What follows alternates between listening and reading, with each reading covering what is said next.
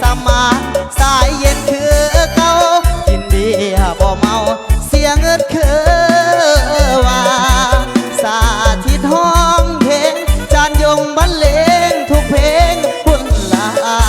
บ่มีสิทธิ์สวงคือว่า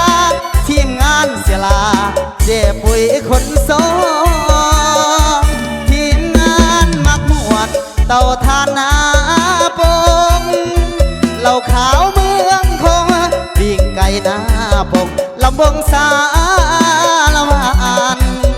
บ่มีสิทธิ์สวงทุกยามขันมาพ่อกันเสียหลัดเสียลาเสียก่อนเฮานั้นแจกทิมสนานาจัดเองถึกใจเอง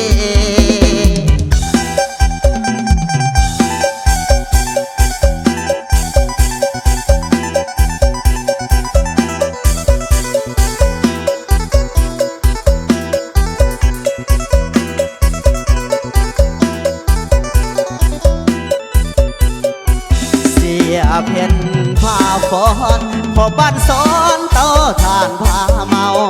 เสียสมานสายเย็นคือเก่ากินเบียร์บ่เมาเสียเงินคือว่าสา